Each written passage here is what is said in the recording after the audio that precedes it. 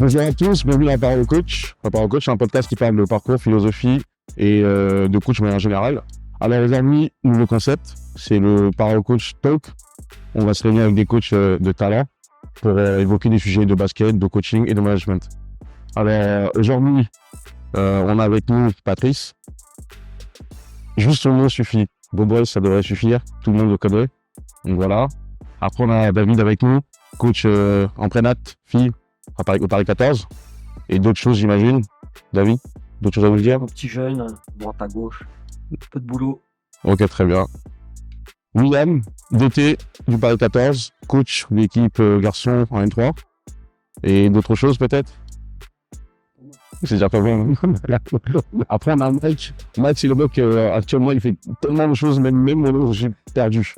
Mike, coach à Tremblay en N2, N2, assistant en équipe de Côte d'Ivoire et accessoirement intervenant au rebond ou même Plus qu'accessoirement, on va dire. Voilà, beaucoup là.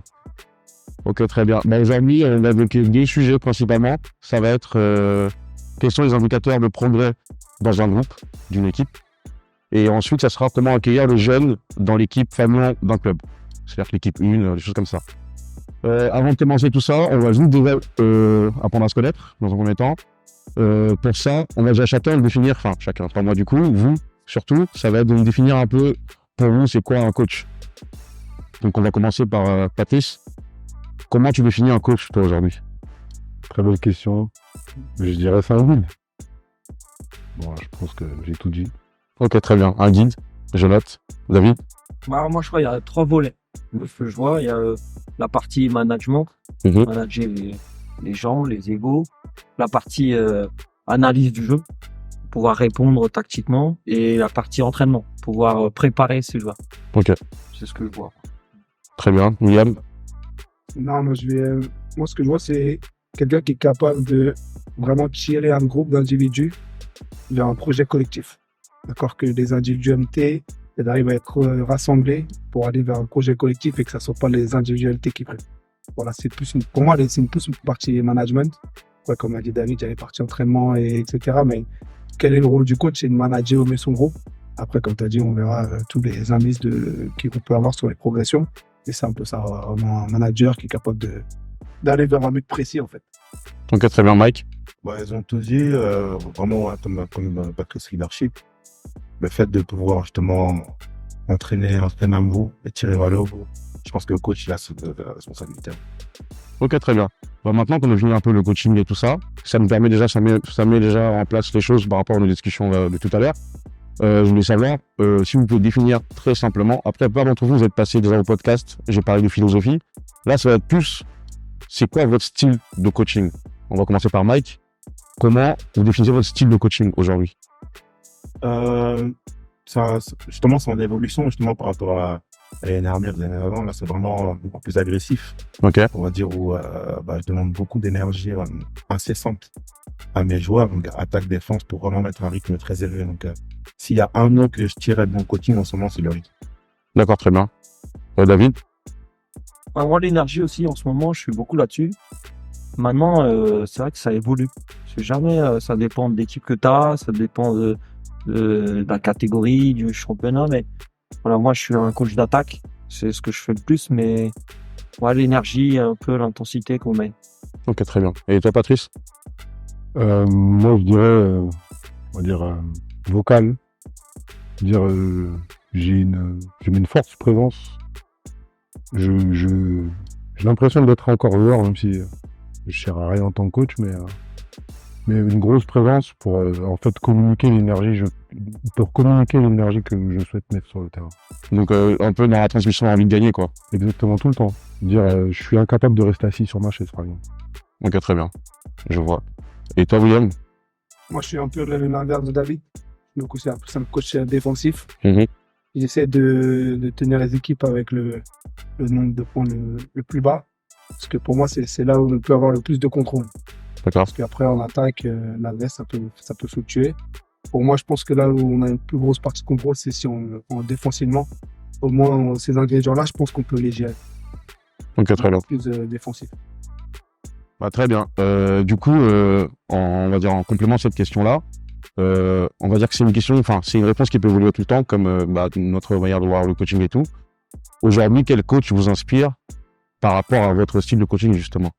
Si c'est un coach, je sais pas moi, Pro A, Euroleague, NBA ou même un coach FIBA d'une sélection. Aujourd'hui, si jamais il y avait un coach qui vous inspirait, qui se rapproche le plus le style que vous voulez appliquer vous en tant que coach, ça serait qui? Par exemple, on va commencer avec toi, Patrice. Obradovic, Zelko, Ok. celui qui est au Partizan à l'heure actuelle, par rapport à l'énergie qu'il met, par rapport à l'exigence qu'il demande Mhm. et par rapport au retour qu'il attend de ses joueurs. Je veux dire, c'est un mec que j'adore. Ok, très bien. Et toi, David? Moi, plus Scariolo, D'accord. dans la façon de gérer l'humain, dans la façon de transmettre tactiquement les choses. Plus Scariolo. Très bien.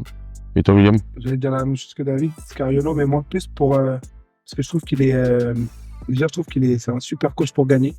Il gagne et en plus ce que j'aime bien chez lui et qu'il est capable de changer de défense très souvent. Il Ouais. tente beaucoup de choses, des fois ça va marcher, ça va pas marcher, mais au moins il tente des défenses que les équipes en FIBA des fois elles ont pas l'habitude de jouer et souvent il fait déjouer les équipes énormément là-dessus.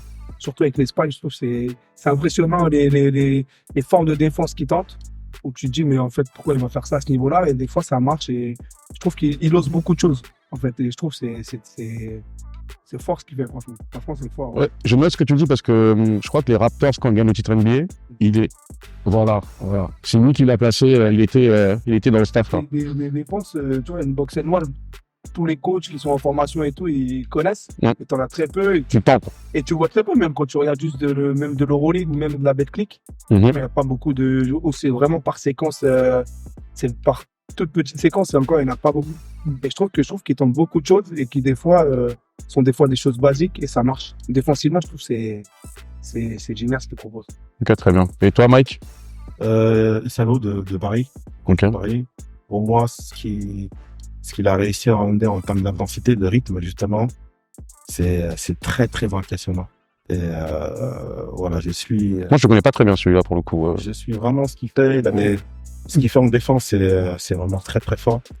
Et c'est vraiment un jeune coach en plus qui est vraiment qui vient d'arriver vraiment sur la scène européenne et je trouve que c'est archi cool. Ok. Pour le voir assez souvent à One Ball, je suis souvent là-bas. Franchement, il a une ligne directrice et tout le monde suit. C'est-à-dire que pour avoir parlé avec certains de ses assistants, ça n'a rien à voir avec les coachs qu'il pouvait avoir pour ceux qui sont à Paris Basket depuis. Franchement, ils ont une ligne conductrice. Les mecs, ils arrivent 1 heure avant l'entraînement. Ils sont là avant lui. Ils bougent pas. Tu sais, ils sortent, les gars, ils sortent derrière lui. Ça bouge pas. Les mecs, tout est timé. Et il met une voix, tu vois, dans ce que tu disais, Patrice. Lui, il a mis en place un Rumble. Bon, tout le monde voit tout ça comme ça. Il a fait fermer avec des rideaux. Oui, je me rappelle parce qu'en fait, j'étais là-bas, j'ai vu ça. Ouais. Il est fermé. Plus personne ne peut avoir accès. Et en fait, il a une présence par la voix. C'est incroyable. Et il met une intensité dans les entraînements. Franchement, c'est. Ouais, Tu vois même, des fois, tu vois même pas l'entraînement. Mais tu ressens l'intensité. Tu sais que les mecs sont dans l'énergie tout le temps. Et je pense que, tu vois, même pour parler, il y a un joueur qu'on a eu en jeune, Mehdi Nguama. Il dit l'intensité qu'ils mettent dans l'entraînement, ça leur facilite en match. En fait, ils sont sur la même continuité de ce qu'ils proposent. Et c'est vrai que comme il dit, il propose des choses. Même lui, en défense, le fait de faire des changements, ils sont tout le temps dans l'énergie, tout terrain, etc. Franchement, moi, j'ai vraiment vu ça en BetClick. Des équipes qui défendent aussi fort. C'est jamais vu. C'est jamais vu. Franchement, c'est fort. Patrice, tu avais dire quelque chose dessus? Moi, qui ai beaucoup vu Paris Basket, ce qui m'a le plus impressionné, c'est que je crois qu'il ne gère même pas, c'est même pas lui qui gère les changements. C'est-à-dire que je pense que c'est ses assistants qui annoncent les changements pour lui. Donc tellement les choses sont organisées, timées, en Ok. fait, quand lui, il est focus sur le jeu, sauf s'il dit des bêtises, il me semble que c'est ses assistants. C'est ses assistants qui font les changements. Ah ouais, j'avoue, c'est particulier pour le coup. Hein. Ah, ce qui fait cher des temps courts, 3 minutes, 4 minutes. Il faut avoir une Ça change. vraie confiance aussi en ce que tu as dit. Bah, son staff, quoi. Pour pas se laisser perturber par ce qui se passe devant toi. C'est ça, parce que j'avoue, il faut avoir une vraie connexion pour le coup avec le staff. Hein. Ok, très bien. Bah, je vais me brancher dessus, j'avoue, je connaissais pas trop. Ok, très bien. Avant d'évoquer les sujets que j'avais prévus et tout ça, j'avais juste une question. Vous devez faire un choix et justifier un peu pourquoi vous faites ce choix-là. Je donne un scénario, c'est soit en tant que coach, si on donnait le choix de coacher une équipe inexpérimentée, mais jeune, avec tout à construire, ou une équipe contender, avec des joueurs déjà calibrés pour le niveau et pour aller chercher, on va dire, une montée ou le titre. Celui qui veut, il se lance. Bon, en termes de plaisir, je pense que l'équipe inexpérimentée, tu peux aller peut-être un peu plus haut en termes de plaisir coach, Ok. parce que tu peux voir des progrès vraiment intenses sur des jeunes joueurs, par exemple, qui font le développement, etc. Après, pour le côté compétition, il y a la partie succès. Non, mais justement, toi, tu choisis quoi, toi? Faut que tu fasses un choix. De base, je suis compétiteur.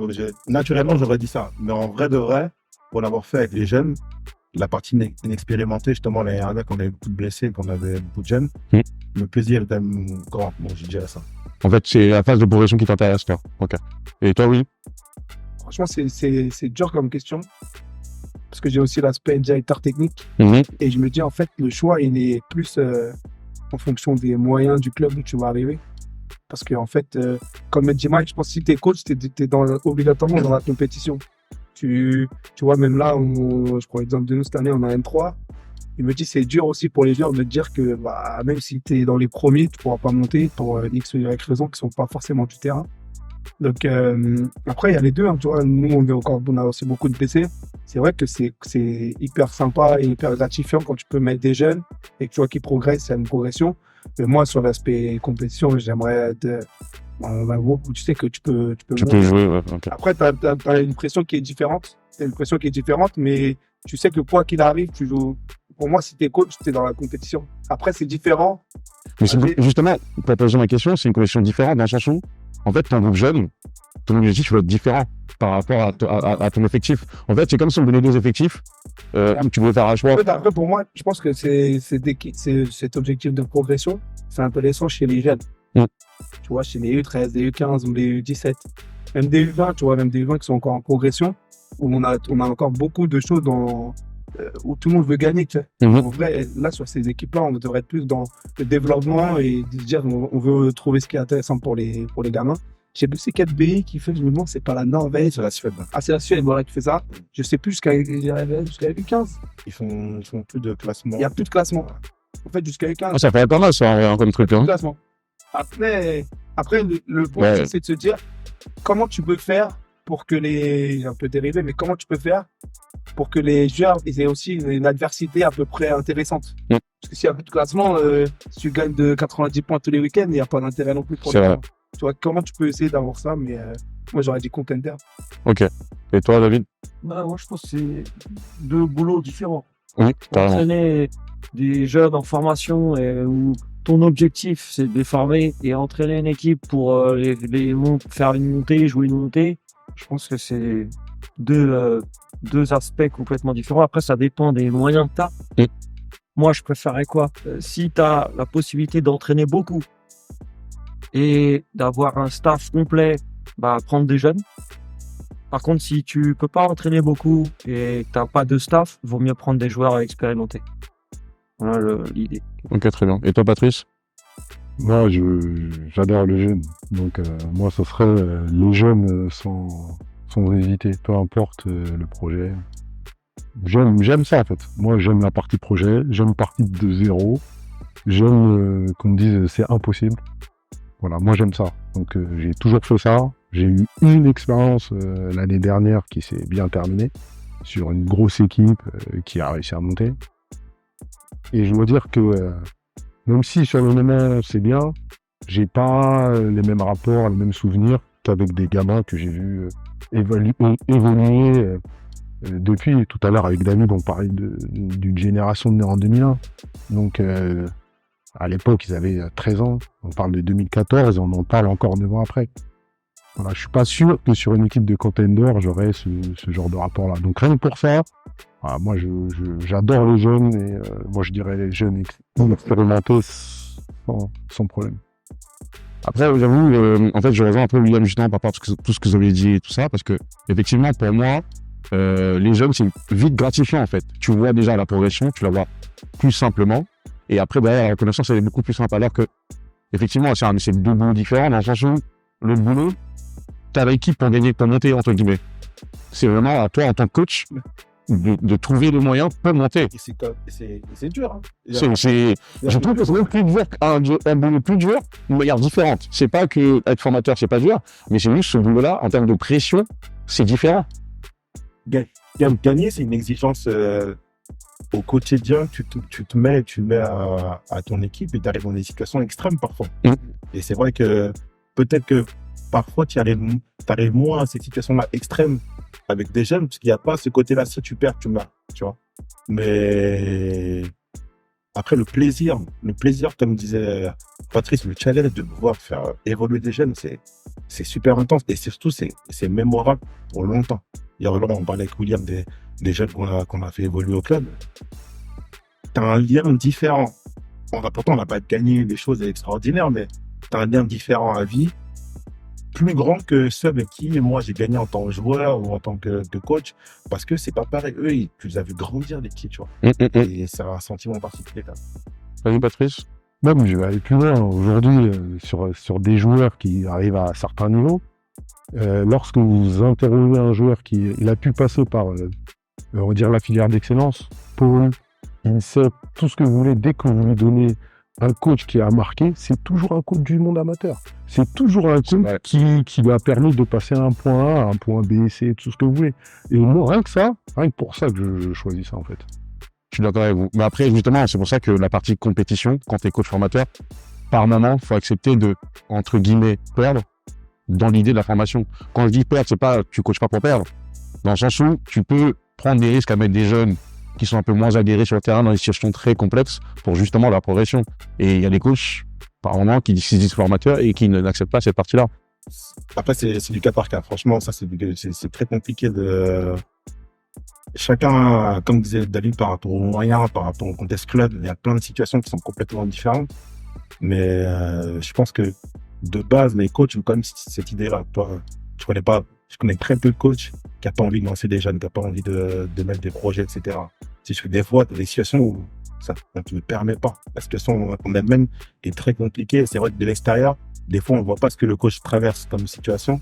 Mais lui, il sait que des fois, il ne peut pas le mettre en place. Donc, des fois, les contextes, quand même, font que les coachs n'ont pas cette possibilité-là de pouvoir lier en même temps la compétition et le développement. Ce qui est dur, c'est d'avoir les deux objectifs. L'objectif est de compétition et de performance avec des jeunes joueurs qui ne sont pas aguerris. Ça, c'est le contexte, à mon avis, le plus difficile. Et là, pour moi, il n'y a qu'une solution. C'est si tu n'as pas mis de moyens dans les joueurs, il faut que tu en mettes beaucoup dans le staff, dans l'organisationnel pour pouvoir les entraîner plus que les autres. Bon, moi, personnellement, j'ai coaché longtemps de U13 et c'était la difficulté que j'avais en fait parce qu'on voulait avoir un niveau d'excellence dans le sens où rester en élite ou en super élite, mais derrière, en U13, soit tu passes ton temps à recruter, soit tu formes. Bah derrière, en fait, tu les formes, mais en même temps, tu dois gagner des matchs pour te maintenir en région. Parce que si t'es plus en région, bah, enfin, je sais pas si vous voyez ce que je veux dire, le contexte club, comme on disait tout à l'heure, quoi. C'est un peu complexe. Moi, j'avoue que c'est dur là-dessus, surtout sur les jeunes. En senior, c'est différent. Après, t'as moins de pression chez les jeunes que chez les seniors. Totalement. Donc, chez les jeunes, si ta préoccupation première, c'est de te maintenir à un niveau de championnat. Bah ça c'est le club, ça c'est pas nous en tant que coach en soi, parce que c'est plus justement les petits clubs qui veulent avoir, on va dire, toutes les équipes en région et ainsi de suite. Enfin, on connaît tous. Ouais, on a toujours des objectifs élevés, mais après il faut que le gamin il puisse s'épanouir. Exactement. Et si c'est pas au niveau régional parce qu'ils en ont pas les moyens à l'équipe, bah ça sera au niveau départemental. Et il y en a qui y arrivent, qui partent d'un niveau départemental et qui excellent. On parlait tout à l'heure d'un joueur à Juvisy, il jouait en département, il a réussi à passer le palier régional puis national et à faire toujours ce qu'il faisait en départemental, mettre beaucoup de points. Et jusqu'en rien. Je pense que c'est possible. Et il faut pas oublier l'objectif premier, surtout chez les très jeunes joueurs. D'accord avec ça. C'est pas de performer et c'est plutôt de les former et qu'ils sachent faire plein de choses, en main, en équipe et plutôt que de gagner les matchs. On voit des gamins qui sont sur le banc et qui jouent jamais parce qu'ils sont physiquement pas prêts, soit trop grands, pas assez mobiles, on les fait pas jouer. Alors que ces gamins-là, peut-être que dans 3-4 ans, ça sera le meilleur de l'équipe. Ce sera le meilleur de l'équipe, ouais. Totalement d'accord avec ça. Ok, très bien. Du coup, on va poursuivre un peu avec nos sujets. Notre sujet, le premier, c'était, on va essayer de faire ça dans l'ordre du coup, par rapport à la continuité de notre question. Comment accueillir les jeunes dans l'équipe fanion du club? Alors, ça, c'est un débat sans fin, parce que dans le basket, c'est quelque chose qu'on idéalise nous en tant que coach, mais qui se passe pas forcément parce que la direction technique n'est pas en phase avec le coach ou ainsi de suite, ou même parfois la politique club est pas très claire là-dessus. Patrice, on va commencer par toi. C'est quoi ta vision de choses là-dessus? Moi, je pense qu'elle est sur 2 points. Elle est sur la vision du coach Ok. et la vision de la politique sportive du club. Et je pense que, en tout cas sur cette question-là, c'est la politique sportive du club qui doit primer. Peu importe le coach qui est en place. C'est-à-dire que si on décide que tel ou tel joueur doit arriver à un niveau dans X temps, charge en fait au coach en place de respecter cette politique-là. Donc moi je pense clairement que aujourd'hui ça dépasse en fait le coach qui est en place. Ok, très bien. Je vois. Donc, du coup, pour toi, c'est vraiment, en fait, c'est plus la direction technique du club qui décide de l'évolution, le cahier de charge, en fait, à avoir pour le jeune du club. C'est ça. Aujourd'hui, on voit des joueurs qui sont dans ce cas-là. Je parlais d'un joueur, Kevin Kokila, où on voit très bien que Kevin Kokila, lui, quand il signe à la JL Bourg, c'est peu importe le coach, c'est le club qui dit voilà, moi je veux voir ce jeune joueur-là sortir. Et bizarrement, on lui laisse un peu plus de temps. Et aujourd'hui, il est starter et puis il continue à faire sa progression-là. Donc on voit bien que ça dépasse en fait le coach qui est en place. Et moi, c'est ça que je trouve intéressant. Ok, très bien. David? Moi, je suis d'accord avec Patrice. Par contre, je pense qu'il faut ce soit harmonisé. Mhm. La direction du club et le coach. On l'a vu récemment avec Lasvel. Tony Parker, il veut un coach qui fasse jouer les jeunes. Il prend l'Italien, Bozzecco, et il fait pas jouer les mecs. Il crame les anciens et au final, ça se passe mal. Ils sont encore obligés de changer de coach. Je pense qu'il faut que pour que ça se passe bien, il faut qu'il y ait quand même une même vision des choses. Ok, une sorte d'harmonie entre la direction et... Parce que sinon, le coach. on va à la catastrophe. Comme là, où il y a une discorde, ils sont pas sur la même longueur d'onde, mais au final, le coach, il fait jouer les anciens, alors que les dirigeants, ils veulent faire jouer les jeunes. Et ça conduit à des ruptures sur l'aspect management, ça va pas, quoi. Ok, très bien. Voilà. William? Après, moi, je trouve il y a 2 points. Il y a le côté pro, où ça va être un peu différent. Il y en a un qui le fait très bien, c'est Vizad. À Vichy, c'est exceptionnel ce qu'il fait avec les jeunes qu'il a. Les jeunes qu'il a, et justement, lui, il donne énormément pour jouer aux jeunes. Et après, moi, je parlais plus on va dire plus côté amateur. Ok. Côté amateur, je pense qu'il y a aussi un point qui est important, c'est quel jeune tu vas mettre en équipe première. Il faut des jeunes qui soient déjà prêts mentalement, déjà, à se dire, tu vois, j'en parlais avec Julien Zoua, et on disait, en fait, peu importe le niveau où tu vas évoluer, c'est de quelle façon tu vas aborder les choses, de ton côté pro, entre guillemets. Déjà, il faut les jeunes arrivent à l'heure, voire même en avance. Tu vois, comment tu vas l'intégrer, déjà que lui, il a une attitude irréprochable. Mhm. Aujourd'hui, on dit toujours, les jeunes, ils ne veulent pas bosser, etc. Après, on ne connaît pas tous les jeunes, je pense qu'il faut au cas par cas. Mais déjà, donc, comme l'a dit Patrice, c'est la direction technique du club qui va dire on va faire évoluer tel ou tel jeune. Mais il faut que ces jeunes-là, ils soient prêts à accepter ça.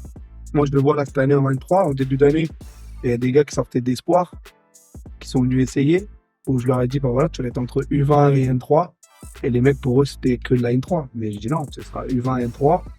Et ils n'ont pas fait juste parce qu'ils n'avaient pas pris à 2-3 entraînements N3 parce que c'était pas bon ce qu'ils proposaient. Et les mecs sont repartis pour faire des années blanches, pas jouer, etc. Et en fait, le point, c'est il faut dire que les joueurs, on lui propose le projet, mais il faut qu'il adhère au projet. Et il faut que le jeune soit capable aussi de se dire que peut-être pendant un certain temps, il va peut-être pas jouer beaucoup en équipe première. Il y en a là qui sont avec moi, ils jouent pas beaucoup, mais ils comprennent ce rôle-là.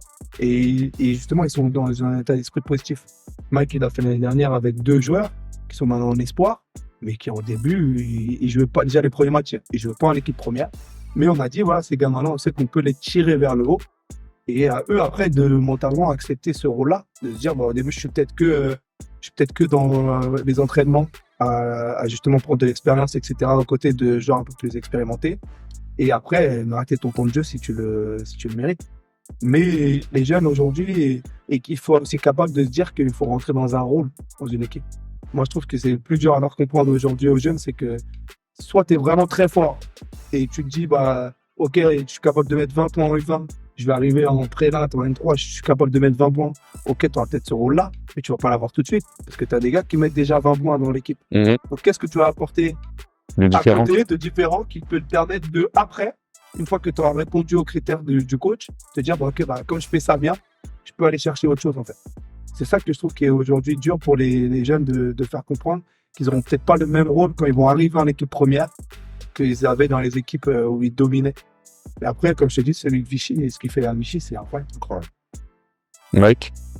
Ouais, c'est dans la même idée que Will, c'est vraiment parler de la relation coach-joueur par rapport à la progression. C'est qu'il y a deux types de joueurs à ce moment. Il y a des joueurs qui sont assez matures pour arriver à un certain niveau, mais qui n'ont pas forcément un potentiel pour dépasser le niveau. Ok. Un plafond ouvert, quoi. Il y a des joueurs qui ont, eux, ces capacités-là d'aller jouer beaucoup plus haut que le niveau. Et on se comporte pas forcément pareil avec ces joueurs-là et on les accueille pas pareil non plus. Alors, le joueur qui a cette maturité-là, on peut lui parler de rôle, je pense. Tu vois, William m'en parlait tout à l'heure de comment définir les rôles par rapport aux joueurs, etc. Ceux qui sont destinés à jouer plus haut, peut-être qu'on va être un peu plus large par rapport à l'éventail qu'on va leur proposer dans l'équipe. Et c'est vrai que c'est pas facile pour les jeunes de comprendre à quel état ils sont par rapport à l'équipe. Pour eux, c'est tous des joueurs qui sont au-dessus du niveau. Donc, il faut essayer de leur faire comprendre que t'es peut-être un joueur mature par rapport à ta catégorie d'âge, mais que t'as peut-être pas de potentiel super pour dépasser le niveau là tout de suite. Donc, ouais, tu seras un joueur de rôle dans cette équipe-là.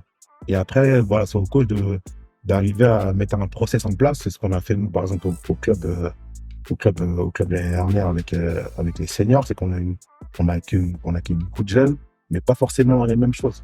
On avait des joueurs où vraiment on disait, joue dans ce rôle-là, soit un joueur archi dominant à ce niveau-là, dans ce contexte-là. Et après, une fois que tu as dominé ce niveau-là, tu pourras partir. Il y en a d'autres, on savait qu'ils n'allaient pas rester très longtemps. On leur a proposé un inventaire un peu plus large de choses. Et au fur et à mesure de la saison, ils ont commencé justement à pouvoir prendre ce truc-là. Et c'est vrai que pour moi, c'est là la complexité d'accueillir un jeune. C'est qu'est-ce que tu as prévu pour lui de A à Z pendant la saison. Parce qu'à un moment donné, forcément, lui, il va vouloir avoir un rôle évolutif. Et qu'est-ce que tu as prévu, qu'est-ce que tu as mis en place au fil de la saison pour continuer à me motiver à garder éveillé pendant la saison. Et quand il arrive, en général, c'est là, on parlait tout à l'heure, où ça devient très gratifiant, parce qu'à chaque fois, il attrape le truc. Il attrape. Et à la fin, en fait, tu te rends compte qu'il est parti d'un point A à un point B. Et toi-même, tu n'avais pas imaginé le point B, en fait, qu'il a aussi. Nous, on a eu le cas l'année dernière avec un jeune qui était justement en U20 départ. Et on nous a juste dit capacité de travail plus. Les coachs qui l'avaient en U20, ils ont dit voilà, capacité de travail plus. Incapable de faire un lien droit-gauche. Poste 5, à peine 1,90 m, donc pas destiné à des grandes divisions qu'on peut voir comme ça. Mais capacité de travail plus. Et le mec, voilà, il charbonne. Aujourd'hui, le mec, il est titulaire en M3. 3 ans après. Parce que justement, les paliers qu'on a mis en place, mais c'est toujours été un joueur de rôle. Mais le rôle, il a commencé à grossir. Et je pense que quand tu arrives dans la relation coach-joueur sur ça, ça devient intéressant. Bah justement, vas-y. Il y a des bons exemples là, on met l'élite là, sur cette façon de manager un projet là, sur des jeunes joueurs. Bourg-en-Bresse là, avec le fils Rizaché. Où ils ont pris un coach qui l'entraîne de manière individuelle beaucoup, c'est Anthony Brossard, mon gaucher de la Zeille, et Cholet, là, il en parlait avec Julien Zohar, et c'est deux clubs qui font jouer beaucoup de jeunes. Après, il y a effectivement Vizad là, et c'est pareil, je crois que c'est bien staffé, et du coup, les jeunes là, Kamadine, Noah Penda, les Féat, je crois qu'ils s'entraînent beaucoup, Et on voit que du coup, ils arrivent à franchir des paliers et après à être très vite performants. On a même on arrête. On a zéro. Donc, il y en a plusieurs et je pense qu'ils arrivent très vite à être performants sur ces niveaux-là, Pro B ou Betclic Elite. Bah, du coup, en fait, pour un peu revenir dans ce que vous avez dit, il y a un mot déjà qui revient très souvent, c'est rôle. On va essayer de définir ce mot-là, mais avant ça, vous avez aussi parlé du fait de la vision du joueur de son niveau et de l'aspect rationnel, de rationaliser son niveau en fait, par rapport au niveau du jeu sur lequel on va évoluer et tout ça. Donc, est-ce que déjà chacun peut définir c'est quoi un rôle? Parce qu'en fait, aujourd'hui, pour moi, il y a beaucoup de jeunes qui passent de U20, U18 à senior, qui du coup a un changement brutal en fait de rôle, qui passe peut-être du joueur majeur qui va marquer 40 points, qui va avoir tout déballé, tout ça, à un joueur que le coach va définir par rapport à ses qualités, un rôle bien précis pour qu'il apporte à l'équipe. Comment vous, aujourd'hui, en tant que coach, vous définissez un rôle, de manière générale? Ou même spécifique, si vous voulez, par rapport à un poste de jeu, par exemple. Pour moi, je dirais responsabilité. À quel moment tu te dis, ça, c'est à moi de le faire. Tu vois, c'est ça qu'on appelle finalement des rôles, c'est que à un moment, il y a un joueur, par exemple, si fin de match, on donne à quelqu'un, lui, il sait, ça, c'est à moi de le faire. Donc finalement, le rôle, c'est ça. C'est que fin de match, ce gars-là, il a le ballon. Il y a un mec qui a 20 points à la pas. C'est à moi de le stopper. C'est ton rôle. Tu vois, c'est vraiment la partie, la responsabilité que tu as au sein de l'équipe dans les missions. Et des fois, tu as des petites responsabilités, des fois, tu en as des plus grandes. Mais c'est par rapport à ça qu'on détermine justement les rôles. C'est OK, ça à toi de le faire. Ça à toi de le faire. Ça à toi de le faire. Et je pense que c'est là où le joueur doit réussir à trouver sa place dans le nombre de responsabilités qu'il a au sein de l'équipe. Patrice? Après, ça, c'est des mots qui sont à peu près les mêmes, c'est de la sémantique. Moi, je dirais, on parlait beaucoup de valorisation. Mm-hmm. C'est-à-dire que, bon, moi, je vais reprendre des exemples chez les jeunes. C'est vrai que c'est les jeunes, on avait tous des potentiels, il va aller au pôle, il va aller ici ou là. Et une des principales forces qu'on mettait nous en avant, c'était quelqu'un qui était un peu moins talentueux, en fait, offensivement. C'est comment, en fait, le valoriser dans le collectif. Okay. Par exemple, ça a été de dire tu prendras le mec en face qui lui va finir au pôle et aujourd'hui il marque pas. Et on voit que enfin, c'est comme ça en fait qu'on arrive à créer une émulation, d'arriver en fait dans un circuit positif où après en fin de compte même ce joueur-là étant content d'être là, étant en fait positif, se mettait à mettre des paniers, à prendre des initiatives parce qu'il se sentait bien, parce qu'il se sentait valorisé, parce qu'il se sentait responsabilisé. Et c'est un peu, en fait, ce qu'on appelle les facteurs X. C'est-à-dire, les mecs, tout à l'heure, on parlait de Mehdi Mbouama. Si on regarde la Leaders Cup, c'est un exemple parfait. Il est venu avec un rôle. Ce jour-là, c'était sa compétition. Et pendant toute l'exode de la Leaders Cup, on a vu pratiquement que lui, même sur des trucs partout. Et c'est là, en fait, c'est rôle, responsabilité, valorisation. Et après, pour tout coach, c'est comme on dépasse tout ça, qui arrive à des choses qui ne sont pas prévues. Là, je suis d'accord. Moi, je pense que il y a un paramètre, c'est défensif. Il faut pas que tu sois le maillon faible de l'équipe. Donc, ça veut dire que si tu es ciblé, dès que tu rentres sur le terrain en tant que jeune, tu es ciblé par les équipes adverses et tous les blés, ils amènent ton vis-à-vis à scorer, tu ne pourras pas rester sur le terrain. Donc, il faut que tu sois capable de défendre.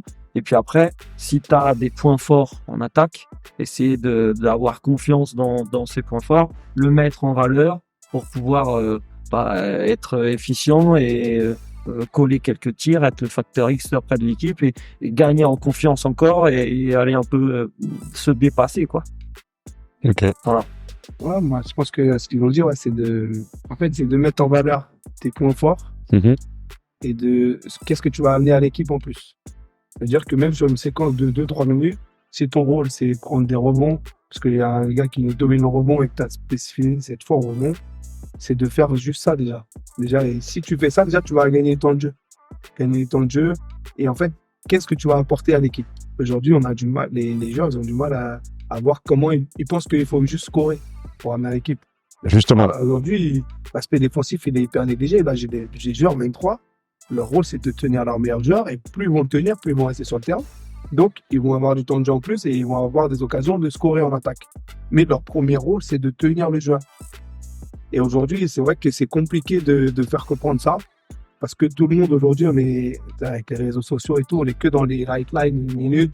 Et donc, que l'attaque, des trucs comme ça. Malheureusement. Donc, pour les jeunes, c'est hyper dur de comprendre qu'il y a des mecs. Je prends un exemple, Joachim Noah, il a été pris que pour compter des rebonds et défendre. Et l'intensité. Le mec, intensité, rebond. Voilà, c'est tout. Et c'est compliqué. Tu vois, on parlait d'un Noah Penda. Nous, on a eu à Lille. Et je pense qu'il a mis du temps aussi quand il est arrivé à Vichy, parce qu'il n'était pas du tout dans le même rôle de ce qu'il faisait à l'INSEP. Il était dans un rôle différent. Il fallait défendre, il fallait être dans le corner prendre des shoots ou des rebonds. Et là, cette année, il a accepté son rôle, il le fait bien, et du coup, il a du temps de jeu en plus, et du coup, il a des stats maintenant qui font que il est dominant. Il est dominant, et c'est même eu pareil en Leaders Cup en Pro B, il fait une finale exceptionnelle. Une des meilleures événements de probablement, ouais, c'est exceptionnel. Tu vois, mais par contre, si tu regardes ses stats de l'année dernière, tu peux te dire, en fait, qu'est-ce qu'il faisait à Vichy, parce que ça n'a rien à voir avec les stats qu'il pouvait avoir à l'INSEP. Donc, accepter un moment d'avoir des choses différentes. Mais je pense que c'est les joueurs, il faut qu'ils arrivent à comprendre ça. Et je pense que c'est au cas par cas. Bah justement, parce que ça, pour moi, c'est la partie la plus difficile, en fait, au final. Parce que pour moi, en tant que coach, définir un rôle pour un joueur, parce qu'on va avoir le recul nécessaire sur l'analyse de ses capacités pour le mettre dans les meilleures conditions, on va dire, déjà par la défense ou par d'autres choses, ou des missions très courtes. Mais aujourd'hui, c'est très difficile parce qu'on a une génération qui est très portée sur le temps de jeu et sur les points marqués. Pour moi, c'est Pas mal. Mais je voulais juste dire, en fait, s'il y a un point que moi j'ai oublié, en tout cas, ou qu'on le sous-entend, c'est l'acceptation. En fait. Exactement. C'est-à-dire quand on a d'autres personnes qui acceptent un autre accept, tout de suite après, on voit d'autres choses. Et par exemple, sur le cas de Noah, moi je pense que c'était plus lié à de l'impatience. Donc aujourd'hui, dans la formation, on veut griller les étapes trop vite. C'est-à-dire, on a soi-disant de temps de passage, on a des comparaisons avec des personnes du même âge, de la même génération. Or, non, c'est ton chemin, ton temps et ton évolution. Peu importe ce qui se passe autour. Excuse-moi. Chacun son rythme. Bah, c'est vraiment ça. En plus, au moins, faut que nous, coachs, on arrive à leur faire comprendre de se détacher vraiment de tout ça. Parce qu'eux, ils sont contacts tous les jours d'un autre message que le nôtre. Et nous, on doit avoir justement cette force de message. C'est comme quand on est petit et qu'on joue au foot, personne ne veut être gardien. Exactement. Sauf qu'en vrai, quand tu es gardien, c'est toi qui as le plus de chances que tout le monde de finir pro. Parce qu'il y a moins de concurrents, ils vont donner des fois des rôles qui sont obligatoires dans les équipes.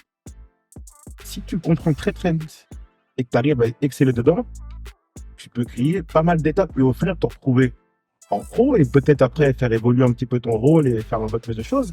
Mais nous, on va avoir cette force de message, on va leur faire comprendre qu'il y a plusieurs voies pour y arriver.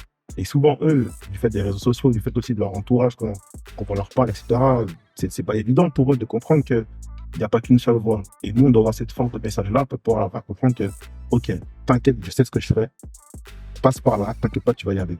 Et une fois qu'ils comprennent ça, en général, le déclic, il se fait très très rapidement. C'est juste une question d'acceptation, comme disait Patrice. Ouais, aujourd'hui, moi, ce qui aujourd'hui est dur, c'est qu'ils ont plusieurs messages. Ils ont le message de leur coach en équipe, qui eux vont leur dire, ouais, il faut que tu fasses ça. Après, il y en a qui vont dire, ouais, mais j'ai aussi un coach personnel. Je sais pas d'où ils sortent, mais ils ont un coach perso qui lui va lui dire, je suis poste 3. Mais t'es pas poste 3, t'es poste 4 là, aujourd'hui. Ouais, mais mon coach m'a dit, plus ça, plus ils ont les réseaux, plus. En fait, ils ont tellement de messages. Et après, comme m'a dit, il y a plusieurs chemins. Et des fois, ils se perdent dans ce qu'ils veulent faire. C'est-à-dire que même en parlant même pas de pro, les joueurs qui veulent atteindre la N3, ils se disent, il faut que j'aille aux États-Unis. Ils vont partir aux États-Unis dans un truc. Parfois, c'est des trucs, entre guillemets, nuls. Parce qu'ils vont se dire, ouais, j'ai joué aux États-Unis. Ça veut rien dire. Ça veut rien. Ça veut strictement rien dire, ça va. Et donc, en fait, il y a tellement de messages en même temps que c'est hyper compliqué pour les jeunes. Et c'est pour ça que je dis aujourd'hui, quel jeune est capable de se structurer mentalement et d'avoir au moins, et d'avoir juste les premières choses. Arriver à l'heure. Rester un petit peu plus s'il faut rester un peu plus. Voilà. Travailler juste dans les choses simples. Si je peux aller m'entraîner 3 fois ou 4 fois par semaine, même en senior 2, ou tout ça, il faut le prendre. Et là, pour toi, mais je vais pas aller m'entraîner en senior 2, moi je suis un U21.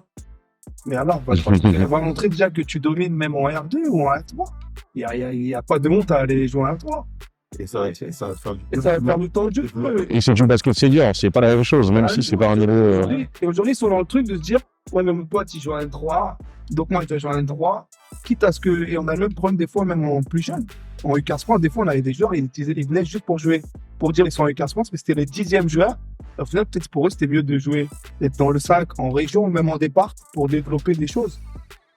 T'es 10e joueur quelque part. Au final, t'as pas beaucoup de temps de jeu. Et les mecs et les joueurs aujourd'hui, ils ont du mal à l'accepter. Et tu sais, après, t'es dans le rôle du coach où moi, je trouve que c'est dur, c'est que des fois, ils t'écoutent pas. Ils se disent, ouais, mais lui, il me fait jouer 2 minutes. Il m'aime pas. Non, tu sais, même pas, c'est il me fait 2 minutes, alors que si je vais aller là-bas, je lui fais 30 minutes, tu vois. Et c'est hyper compliqué de cette relation. Et les joueurs, en fait, ils comprennent pas que aujourd'hui, tu as un groupe à amener un objectif. Mais t'as rien contre eux, c'est pas contre eux, c'est si aujourd'hui tu peux pas m'apporter sur ce match-là, peut-être que demain tu pourras nous. Exactement. Ou si peut-être t'as vraiment pas le niveau, mais en tout cas on va te pousser quand même, on va te donner ta chance. C'est hyper dur de juste, même les bases. Franchement, juste déjà, t'as des jeunes qui ont juste les bases de arriver un peu en avance, partir à l'heure, faire en sorte de, franchement, des trucs basiques. Et ben même ça, il y en a, ils n'arrivent pas. Mais ils vont prétendre à avoir beaucoup de choses. Et ils vont te dire, ah non, moi je suis un joueur de L2, moi je dois jouer, voilà. Et c'est hyper franchement, ça, pour moi, c'est le plus dur à faire accepter. Après, comme on dit, c'est au cas par cas, parce qu'il y a des mecs qui comprennent. Mais je trouve que c'est la chose la plus dure à faire accepter aujourd'hui aux jeunes. C'est de se dire, OK, mais t'as le temps. T'énerve pas. Et après, comme a dit Mike, la relation coach-joueur, elle est importante aussi, tu vois. Quand ils ont confiance avec un coach, derrière, tu peux leur demander beaucoup plus de choses. Et justement. C'est la génération aussi qui est comme ça. Exactement. C'est les consommateurs. C'est Hummer, c'est tout ça. Hein. On est là-dedans. On consomme, on jette, on consomme, on jette. Et si ça se passe mal à un endroit, on va ça change de club, ouais. On va changer. Et ils sont hyper mobiles en plus. Jeunes, moins jeunes. Ouais, on dit c'est la génération Z, mais est-ce que c'est pas parce qu'ils ont tout eu aussi? Moi, justement, en fait, j'irais bien encore plus loin dans le débat parce que par rapport à l'acceptation et tout, moi, c'est même pas une question de générationnelle, en fait. C'est la société d'aujourd'hui. Dans le sens où, en fait, de base, pour accepter un rôle, faut accepter l'objectif final, collectif. Dans le sens où, si tu sais que l'équipe, elle joue, je sais pas moi, pour monter ou pour faire des PF, mais en fait, tu vas pas penser déjà à tes minutes, à tes points marqués ou quoi que ce soit. Tu vas penser au résultat qui va impacter votre objectif final. Et ouais, malheureusement, après, le problème, c'est ce que je te disais, excuse-moi. Non, vas-y. Mais ça se revient à ce que je te disais, quel est le rôle du coach pour moi? C'est d'arriver à gérer des individualités vers un objectif collectif. Aujourd'hui, les joueurs, avant même des fois d'être dans l'objectif collectif, ils sont dans leur projet à eux. C'est d'abord, en fait, justement, on est dans un truc individualiste. Aujourd'hui, le sport collectif, malheureusement, dans tout le sport collectif aujourd'hui, si vous regardez bien les prix les plus on va dire les plus vus ou les plus en ligne, c'est toujours des choses individuelles. Le collectif est beaucoup moins mis en avant. Donc aujourd'hui, les joueurs, qu'est-ce qu'ils pensent? Ils pensent d'abord à eux-mêmes avant de passer au collectif. C'est pour ça que ça rend un peu complexe cette partie-là. Nous, notre génération de coach, on est obligé de faire avec nous. C'est-à-dire qu'on a plus le... C'est la difficulté qu'on a en fait. Hein, on peut plus faire comme si ça n'existait pas. Et que, voilà, n'importe quelle équipe qu'on aura, ça se passera comme ça. Voilà. C'est-à-dire que les joueurs sont formés comme ça. Maintenant, nous, qu'est-ce qu'on peut faire pour gagner 1%, 2%, 3%, 4% pour les amener sur le collectif? On ne gagnera pas 100%. Mais au moins qu'on les amène vers quelque chose où ils peuvent se construire individuellement dans un projet collectif. C'est vrai que maintenant, on est obligé d'écouter le projet individuel direct. Tu ne peux plus arriver et juste dire « Ok, nous, ce qu'on fait ici, on fait ça. » Non, toi, qu'est-ce que tu veux faire? Dis-moi, au moins, dis-moi que tu veux faire comme ça. Moi, je sais que... Si tu rentres dedans, si tu rentres dans mon truc, ouais. C'est Ettore Messina là, qui disait ça là, dans un clinique qu'il a fait à Lille là, sur la collaboration des mecs. Et qu'est-ce que tu es capable de m'apporter sans me prendre? Sans me prendre rien du tout. Là, comment ils collaborent ensemble et dans au milieu professionnel. Et c'était intéressant sur ça. Et les joueurs au final qui acceptaient leur rôle, bah, ils étaient bien vus des scoreurs par exemple. Un mec qui est là pour défendre Un mec qui est là pour faire la part, Faire les écrans. ils sont souvent très appréciés, ces mecs-là, les mecs qui sont là pour finir en bout de chaîne. Et pour revenir à ce que tu disais, Après, on en aura parlé à Patrice parce que je pense que. Non. Après, en fait, moi, ce que je veux dire, c'est. Moi, je pense que là, on charge beaucoup les joueurs.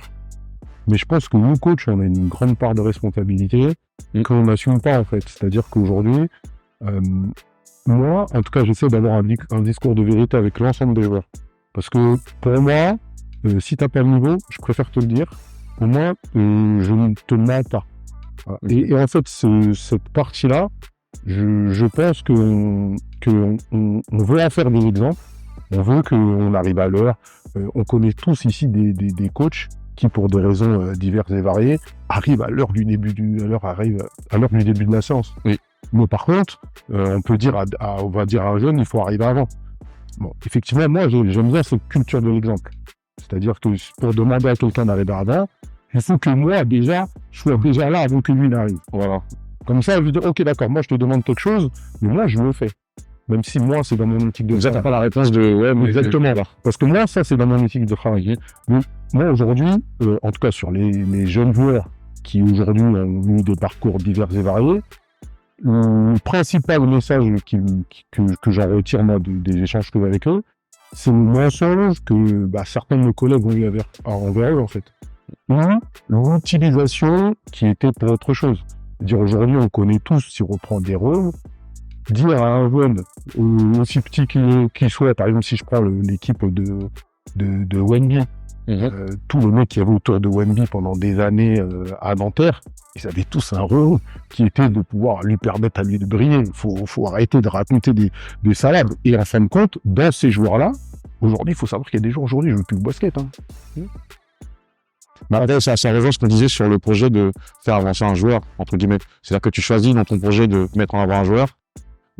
Je fais partie des coachs qui préfèrent cette transparence-là. En lui disant, voilà, aujourd'hui, la tête de projet, c'est cette personne-là. Dire aujourd'hui, si on dit que Mbappé ou je ne sais qui est la tête de projet, dire quand tu signes là-bas, tu le sais. ça choque personne. Ça choque personne. Donc, moi, je suis plutôt comme ça. Et effectivement, aujourd'hui, même si je reconnais tout ce qui a été dit sur les attitudes de joueurs, je pense que nous, coachs, on a une grande part de responsabilité Totalement. à assumer et à se dire, ok, d'accord, on leur demande peut-être beaucoup de choses, mais il y en a qui se comportent de manière un peu bizarre pour gagner, pour arriver à leur fin, et pour notre propre carrière de coach aussi. Donc, Oui. voilà. En fait, il y a beaucoup de choses qui se jouent, effectivement, et ça demande beaucoup de clarté, en fait, dans le discours qu'on doit avoir dès le départ, avant de rentrer dans un projet pour ensuite reprocher aux joueurs, effectivement. William, tu voulais dire un truc? Rien bien. C'est vrai, c'est. Ok, très bien. On va poursuivre sur le sujet suivant. Le sujet suivant, c'était vous, en tant que coach, on va dire chacun ici coach à peu près, à part Patrice qui a décidé d'arrêter parce que c'est trop facile pour lui. C'est quoi vos indicateurs pour voir la progression de votre groupe, de votre collectif? Que ce soit tactiquement, techniquement, ou même dans l'aspect, on va dire, un peu plus, entre guillemets, pas social, mais la vie de groupe. Pour moi, c'est l'indicateur numéro 1 de l'avancée de ton groupe. C'est les bases que tu as mis en place. Ils arrivent à les mettre, à les communiquer entre eux par eux-mêmes. Où tu n'as pas besoin d'être là tout le temps. Par exemple, si ils discutent tactiquement, et ils se remettent en place tactiquement, sans que tu sois là et dire non, Ça, c'est le rêve, hein. Que ce soit même dans la vie de groupe, s'il y a des manquements, des écarts, tu ne sois pas le policier en disant ouais, t'as fait non, que le groupe, ils arrivent justement à avoir cette régulation-là. Pour moi, quand tu dis c'est le rêve de tout coach d'avoir un groupe en autonomie, c'est là où ça glisse un petit peu plus. Patrice? Tu vois, l'année dernière, c'était ça, plus. C'est-à-dire, c'était game plan. On va défendre de cette façon-là. Entraînement. Au final, les joueurs s'approprient tellement le truc qu'au final, ils te disent coach, finalement, on va pas faire ça, on va faire ça. Ah, on nous même dans la proposition, du coup. Là, c'est. Ok, d'accord. Proposition de joueurs, si vous vous sentez. Et le pire, c'est que souvent, ça a fonctionné. C'est les propositions de joueurs qui fonctionnaient bien plus qu'est-ce que nous, coach, on propose? Bah, comme on dit, c'est eux qui sont sur le terrain finalement, ils ressentent les choses, donc c'est le niveau au-dessus de l'autonomie des joueurs. Management collaboratif, c'est ce que faisait Onesta en handball. Exactement. Et on voyait des fois des temps morts, on se disait mais c'est qui le coach? Les joueurs ou c'est Onesta? Et en fait, ils questionnaient beaucoup ces joueurs parce que eux, ils vivaient. Nous, on ressent des choses, on a nos idées, mais eux, ils vivent les choses. Ils sont sur le terrain. Et bah, quand tu as des pointures dans leur domaine, là, ils sont capables d'analyser et en vivant la situation. Donc c'est encore mieux que ce que nous on voit. Nous on analyse en regardant. Lui il a dit. C'est vrai. Moi, je trouve que c'est la responsabilité. Ça revient un peu à ce que Mike a dit sur l'autonomie. Moi, je sais que j'aime que les joueurs ils soient responsables des choses. Mais des fois, c'est dur. Cette année, je le vois, tu vois, quand on fait des bilans avec les joueurs, c'est de se dire, des fois, ils disent, ouais, mais des fois, on voit nous des choses, mais ils n'arrivent pas à se faire passer le message. Et donc, il y a des moments, ils n'arrivent pas à être justement dans cette autonomie-là. Et c'est là où nous, on doit essayer de trancher et de gérer au mieux. Et c'est vrai qu'une fois que ton groupe il arrive à être responsable, tu vois, il y a un de mes joueurs, il me disait, toi, tu es trop dans le coaching à la Montessori. Parce que tu vois, je veux les responsabiliser, tu sais, c'est à la mode de dire Montessori, mais en fait, ils essaient de les responsabiliser eux-mêmes. Mais il y en a, ils n'arrivent pas. Tu sais, ou quand ils communiquent entre eux, quand la communication, elle n'est pas bonne, et ben, il y en a qui vont se frustrer sur des choses bêtes, des fois. Et en fait, c'est dur d'avoir ça, parce que dans les groupes, tu vois, c'est ce que Mike disait, d'avoir cette autonomie-là. Dans les groupes, les joueurs ne sont pas matures au même moment, dans les mêmes choses. Et ça, c'est hyper compliqué. Parce que moi, je suis pas un coach, tu vois, hyper directif. Je mets les idées de base. Comme a dit Pat, des fois, on a des gameplays. Ou des fois, je vais dire, ouais, toi, tu prends tel joueur. Et il y en a un qui va me dire, non, moi, je me sens de prendre. Et je les mets dans cette responsabilité-là. Et ça marche souvent, comme il a dit, parce que les joueurs, des fois, ils sentent de défendre mieux. Il y a eu un match, le match contre le VOM. Au début du match, je dis à le meneur d'Amine, là, il me dit qui va défendre sur Correa, leur meilleur joueur. On a fait. Je dis c'est un tel. Il me dit non, je vais le prendre moi. Je dis non, laisse-le moi. Il dit ok. Et il a fait un super match. Et de base, je ne voulais pas le mettre lui. Mais il a fait un super match. Il a accepté ce rôle-là. Et tu vois, d'avoir cette relation avec certains joueurs, c'est intéressant. Mais je trouve que c'est dur d'avoir avec tout le monde. Parce qu'il y a des joueurs qui ne sont pas assez matures et qui n'ont pas ce recul de se dire ça je fais bien, ça je fais moins bien. Là, peut-être que le coach, il a raison de me recadrer sur ça. Parce que, et en fait, ils ont énormément de. Si tu as des joueurs qui sont responsables, et je pense que plus tu vas remonter au niveau, plus tu vas le voir, en fait. Ouais, c'est ça. Tu as des coachs qui vont être plus ou moins directifs. Tu vois, en Euroleague, en machin et tout, tu as des coachs qui sont hyper directifs. Mais les joueurs, ils ont tellement de.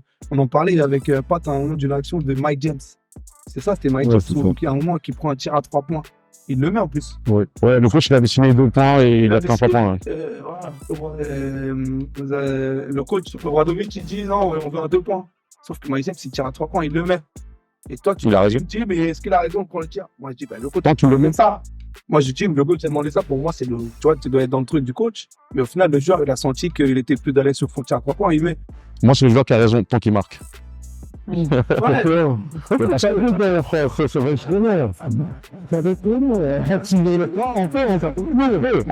pas tout lier à la réussite.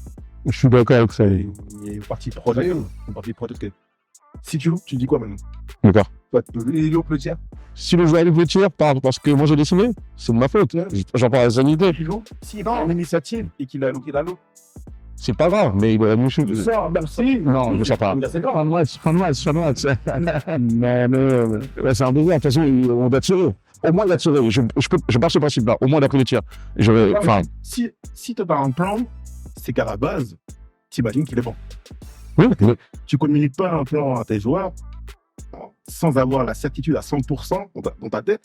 Tu vas pouvoir le faire. Voilà, marcher. Donc, si toi, tu pars de ce principe-là et que lui, il dit non, je ne le fais pas. Et qu'il fait autre chose. Et qu'il loue. Comment toi, tu te sens pour le coach? On vient de le dire tout à l'heure. On a dit, c'est eux qui sont sur le terrain. Ça veut tout dire et rien dire. Non, mais justement, par là, je veux dire que moi, quand tu m'as dit, par exemple, je connais que mes joueurs. Si je me demande un truc, c'est là qu'il y a sécurité et l'aspect tactique et le contexte du match. C'est-à-dire qu'il y a beaucoup de gens, il y a 3 choses à prendre en compte. C'est-à-dire qu'il y a l'aspect tactique, le contexte du match et la qualité du joueur. C'est-à-dire que si je demande de faire un 2 points, c'est parce que je sais très bien que le risque qu'on va prendre à tirer un 3 points, peut-être, c'est moi qui prends pas le risque en tant que coach. Parce que là, lui, quand il joue le 2 points, c'est pour égaliser. Parce qu'il veut jouer une égalisation. Il se dit, c'est peut-être plus simple de tenter une égalisation que de jouer la victoire. Après, il y a même coach qui veut tenter le 3 points et pas le 2 points, tu vois. C'est plus pour moi, c'est plus une philosophie de coach, une vision des choses sur le moment, en fait, à chaud. Ouais, mais après, si tu décides ça, c'est-à-dire qu'au final, tout ce que tu dis, tu acceptes en fait que les joueurs ils fassent ce qu'ils veulent. Non, mais là, En fait, c'est un peu ce que l'on demande à nos joueurs. C'est ça, à partir du moment où par exemple, moi, toi, tu disais que tu es plus Montessori. Moi, je suis hyper directif. Voilà, moi, je suis hyper directif. Mais si après, tu me dis, oui, je le sentais, si tu le sens, vas-y. Dire après, c'est un peu ce qui est compliqué, en fait. C'est-à-dire que moi qui est plus formateur, il faut aussi que, au-delà d'accepter les erreurs, s'il a envie de tenter quelque chose, il faut surtout pas que je l'empêche de tenter, en fait. Parce que c'est peut-être comme ça et tout. Après, on discute, mais je dirais aujourd'hui, si tu sens une interception, même si ton coach il l'interdit, tu y vas ou tu y vas pas? Si tu te poses la question, l'interception elle va monter. Voilà, c'est ça. C'est pour ça qu'en fait, il faut qu'on laisse entre guillemets le libre arbitre jouer. Ils ont toujours la liberté dans le terrain. De toute façon, au bout d'un moment, Voilà. Je trouve les coachs, ils ont quand même une ligne à tracer à ce moment-là. C'est-à-dire qu'il y a une ligne où on se dit, ça, ok, je peux accepter cette prise d'initiative, celle-là, je peux pas. Parce que sinon, c'est ouvert à 100%. Mais justement, C'est ouvert à 100%. moi, je fais parallèle dans le coaching sur des moments clés comme ça, là. Par exemple, si je joue au foot US, en tant que coach, tu es obligé d'être directif. Il y a beaucoup moins de place au freestyle, au foot US qu'au basket.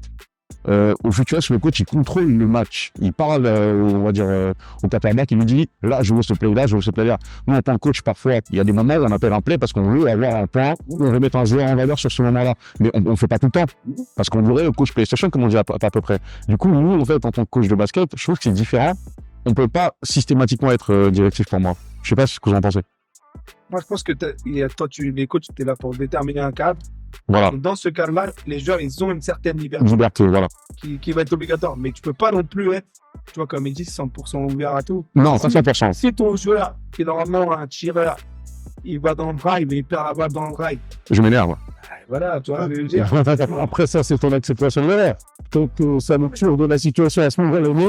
Oui, voilà, mais tu vois ce que je veux dire, c'est que je pense que tu as un cadre, et je pense qu'on est tous comme ça, parce qu'en vrai, les joueurs et les joueuses, je parle pour les joueuses aussi de David, des fois tu mets le cadre et elles vont sentir autre chose, elles vont le faire, ça va marcher, tu vas passer à autre chose. Et combien de fois ça nous est arrivé à nous de dire non, tire pas. Et ça le met. De rien dire. Bah, tu dis, mais parce que pour toi, de la façon dont tu as vu l'action, t'es pas un bon tir.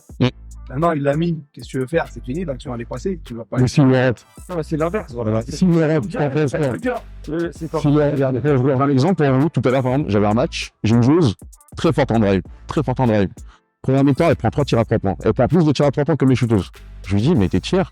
Je lui dis plus de pas tirer. Je lui dis, tes tirs ne sont même pas en rythme. C'est-à-dire que j'avais parlé d'Alves en fait. C'est une manière à cacher. Je lui dis, t'es pas très à droite et tu prends des tirs qui sont pas en rythme. C'est-à-dire que tu te mets 2 fois en difficulté.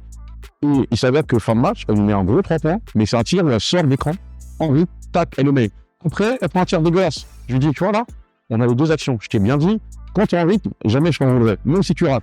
Quand tu n'es pas en rythme, c'est pas bien. En fait, pour moi, le plus important, c'est la correction qu'on apporte après la décision que le joueur a prise, en dehors du cadre. Je sais pas si vous voyez ce que je veux dire. Par rapport à ta demande. Voilà. Pour revenir sur l'action de 2 points, 3 points. Le joueur, il peut prendre le tir qu'il veut, en fait. C'est ça. Mais il y a forcément une différence dans la relation que tu vas avoir avec le joueur à partir du moment où toi, tu vas demander de faire quelque chose. Tu vois ce que je veux dire ou pas? C'est vrai qu'un je fais mieux ou voilà quoi. Si t'as rien demandé, il prend 2 points, il prend premier point, un tir comme ça. C'est ça la relation avec le jeu. Oui. À partir du moment où toi, tu régis le cadre, comme disait William, il y a des moments précis où toi, tu as demandé des choses précises. Il y a des moments précis dans un match où le coach il demande des choses précises. Et ces moments-là, tu dois avoir cette relation avec les joueurs et ils doivent être capables aussi d'accepter qu'à ces moments précis, faut respecter. Ok, là, ok, je l'ai fait. Maintenant, forcément, dans l'Euroleague, on n'est qu'un joueur qui est le meilleur marqueur sur l'Euroleague, c'est complètement différent. Contexte. Mais c'est ça. Mais faut reprendre la situation générale, dans le sens où Après, on peut prendre un autre exemple par rapport à ça. Tu vois, faut la dessiner à un moment donné. C'est pour ça que les mecs, c'est pas un très bon exemple. On peut prendre un autre exemple par rapport à ça. Sur la même équipe, Okubo, Lance Franc. Okubo, on lui demande de louper, il loupe. Derrière, 3 points, il perd. Ah, parce qu'attention, il loupe, mais il loupe pas n'importe comment. Elle touche pas la Non, mais n'empêche qu'on me demande de louper, c'est un mec, on me demande de se faire louper. Donc, elle demande, ça, c'est Rater un lancer franc, c'est dur. Quand on te demande de rater un lancer franc, c'est plus dur que de rater quand tu rates toi-même. C'est sûr que mais c'est ce qu'il fait là, il demande du flash, il loupe, derrière, on perd. Le louper, il peut comment? Parce que soit, non, mais nous, ça me chien, ça arrête les yeux, soit je touche la cheveux pour gagner du temps. Enfin, tu vois, il y a vraiment. Mais ce que je suis en train de dire, c'est pas ça. C'est ce que je suis en train de dire. c'est le coach qui va me demander. C'est le coach qui va me demander de louper. Mais il rater comment? Non, mais, Mais c'est important, je te plains de ça. John, demandez de louper, je vais la recevoir. Ok, merci. Il a regardé, c'est pas le mec, mais c'est pas le père. Bah, on est d'accord, au basket, c'est bien de rater un lancer franc. Quand on te demande de rater. Donc, c'est ça qu'il dit, c'est ce que je suis en train de dire. le coach, justement, c'est toi maintenant, tu vois. C'est toi maintenant la responsabilité. Tu vois, le but, c'est quoi le contexte? C'était quoi? En plus, ils étaient à plus 3? Plus 3? Alors, non. Il était à 2, plus 2 ou plus 1. Non, il était à plus 2 et il lui dit rate parce que derrière, il reste genre une seconde. Mais là, le coach, il a raté, c'est marqué le lancer franc. Après, même si après, même derrière, ça rejoint, on est d'accord. Après, bon, faut quand même dire que le codé aussi derrière Sydney sur la défense quand même. Mais, je suis d'accord sur le fait justement qu'à un moment donné, là tu perds, c'est toi, mais il y a des moments précis, pareil, où là on doit laisser les joueurs jouer. Il y a un moment où le coach doit prendre l'initiative. Et nous, on a aussi ce rôle-là, de temps en temps, pas tout le temps dans le match, mais de temps en temps, à un moment donné, à prendre l'initiative. Et on est prêt aussi, parfois, à perdre à cause du coach. Exactement. Et 9 fois sur 10, on perd des joueurs par rapport à la décision. Il n'y a pas de problème. Une fois, il faut que ce soit le coach aussi, où il doit avoir le droit à un moment donné. Et les gars, fin de match, c'est moi. C'est pas moi. Mais après, combien de coachs sont capables de dire c'est moi, les gars? Je pense que les mecs. Il y en a beaucoup? Ok. Si tu penses que les coachs, on a quand même. Je pense déjà ça fait partie d'une des qualités du coach, c'est de la remise en question. Ouais. Franchement, tous les coachs avec qui je parle, au niveau amateur, au niveau un peu plus élevé, après chaque match que tu es gagné, que tu es perdu, encore plus quand tu as perdu, on veut dire. C'est même pire. Franchement, il y en a beaucoup de les nuits, elles sont Elles sont compliquées. Pourquoi j'ai fait ça? Est-ce que si j'avais fait ça différemment? Est-ce que si j'avais mis lui? Tu vois, tu te demandes toujours, tu vois. Tu refais le match. Tu aurais fait le match content, même sur des matchs où tu as gagné, peut-être Totalement. tu gagnes de 4, tu dis, si peut-être j'avais fait une autre rotation ou j'aurais fait un autre, j'aurais gagné 10 et j'étais tranquille. Moi, ma fin de match, elle était. Mais c'est intéressant de voir ça. Pour revenir à ce que tu disais, Mike, je pense que on a besoin de cette prise d'initiative des joueurs, et surtout quand c'est des joueurs extraordinaires. Là, on parlait de Mike James. Et tu vois, je fais un parallèle. Souvent, Vincent Collet, il avait des équipes très studieuses, tu vois. Ils récitaient beaucoup. Ils arrivaient, ils dominaient la saison, et puis ils arrivaient en play-off. Ça choque. Ça choque. Tu vois. Les chokers. C'est connu. Je me disais toujours, il lui manque un joueur en fait qui sorte un peu du cadre. Parce que ces joueurs-là, souvent, ils peuvent te faire perdre des matchs, mais ils peuvent te faire gagner les gros matchs aussi. Et il lui manquait ça, je trouvais, moi. C'est l'analyse que je faisais, c'était hyper discipliné. Ne les aime dans pas le trop, play. ces joueurs. Ce type de joueurs, Je les aime pas trop. C'est pas ça qu'on disait tout à l'heure, pour nous, en tant que coach de basket, il faut mettre un cadre. non, avec, même Bobo à Strasbourg, Ouais. ça, Ouais. la cohabitation, Ouais, ça Pourtant, c'est un joueur exactement dans ce profil-là, qui pouvait un peu partir dans tous les sens, dans le bon sens comme dans le mauvais parfois. Après, Voilà. au moins, il sait ce qu'il aime, il sait ce qu'il aime pas. Je veux dire, Il n'aime pas gagner. Si, il gagne, mais Mon championnat de poids, c'est dire. c'est dur après. 5 finales, les gars. Hein. Si t'as un coach qui aime beaucoup contrôler les choses, d'avoir un joueur comme ça, toi, en fait, ça te stresse, en fait, parce que tu n'as pas contrôler la situation. Tu comprends pas? Donc, En même temps, on peut pas tout contrôler. Mais justement, en fait, Thomas, c'est un défaut en tant que coach. On ne peut pas tout contrôler. Il y en a qui sont dans la recherche du temps. Ouais, mais après, ce qui est paradoxal, c'est qu'il prend des joueurs comme ça en équipe de France aussi. Tu vois, on prend le cas de Kobo. C'est quand même un Mais état. Le train et tout. Ben voilà, de mettre le vache. Il sait que les gars sont forts. Il sait que les gars sont forts. T'as quand même ce côté où tu vois le match, tu vois que le gars, il est dominant. Maintenant, c'est dans la relation coach-joueur dont on parlait tout à l'heure. Peut-être que lui, ça, c'est un blocage. Ouais, mais qu'est-ce qu'on fait là? Moi, mon point de vue, tu vois, moi j'ai des joueuses, elles sont pas, tu vois, dans le basket que je pratique. Mais elles sont quand même là. Et c'est quand même des choses qui peuvent apporter à l'équipe. Et comment pouvoir les intégrer, c'est un peu le débat comment on peut les intégrer pour qu'elles apportent ce que ça fait sans détruire ce que toi tu veux mettre en place. Et moi, après, c'est à un niveau amateur, mais moi, je crois qu'il y a des plays qu'il faut pas jouer avec elle. Moi, je dis à la meneuse de jeu, ces plays-là, quand elle est là sur le terrain, tu joues que ces plays-là. Pareil. Tu joues la transition, tu joues un truc là où on a sur du duel, du 1 contre 1, mais tu joues pas les transitions longues, tu joues pas les systèmes longs, tu joues pas tout ce qui est très précis en termes de collaboration à 2 ou à 3. Truc de lecture, quoi. Voilà. Et parce que, à mon sens, c'est ça la vraie raison, c'est qu'elle manque de lecture et dans tout ce qui est collaboration à 2 et jeu à 2 dans des petits espaces où il faut être précis, elle sait pas faire. On fait les courir, fait jouer des transitions et puis sinon on joue d'autres plays où c'est court. Soit c'est pour elles pour du duel parce qu'elles ont des qualités physiques, soit où elles sont planquées dans un corner et elles attendent juste pour tirer, mais je joue pas les plays où on a besoin d'elles pour créer des retards dans du jeu à 2.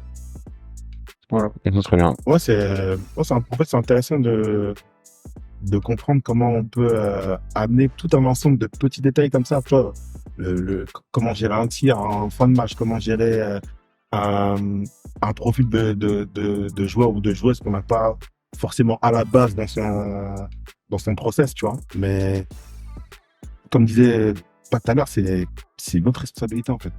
Tu vois, c'est notre. Si on fait coach, c'est ça, ça vient à quel territoire. Un boulot très ingrat, très ingrat. Tu trouves? Non, quand je dis très ingrat, c'est pas dans le sens péjoratif. Moi, j'adore même le côté négatif du coaching parce que ça fait grandir en tant que personne ou même en tant que coach. C'est une bonne chose. Mais justement, par rapport à la responsabilité et tout ça, moi, par exemple, je crois que c'était pas ce week-end ou le week-end dernier, j'ai une situation où j'avais vraiment besoin de faire des stops défensifs et ensuite derrière de bien gérer la balle. Parce que j'ai une joueuse, elle peut être très forte défensivement, mais c'est une joueuse comme tu décrivais un peu. C'est-à-dire que dès que faire un peu la lecture et tout ça, c'est très complexe. Sur une fin de match serrée, bah, moi, vu qu'on arrête le chrono, bah, je fais les changements défensifs-attaque. Sauf que j'ai des joueuses qui n'ont pas eu ça dans leur vie pour certaines. Elles étaient entre guillemets perturbées par ça, le fait de dire tu changes, et tu sors, et tu changes, et tu sors. Vous, par exemple, dans cette gestion-là, par rapport au minute que vous juste pouvez avoir sur la lecture, au moins sur le cul basket, comment vous gérez ça? Franchement, je vais dire cette année, j'ai que des meneurs, c'est des meneurs explosifs, qui sont pas forcément dans la gestion. C'est que le créatif.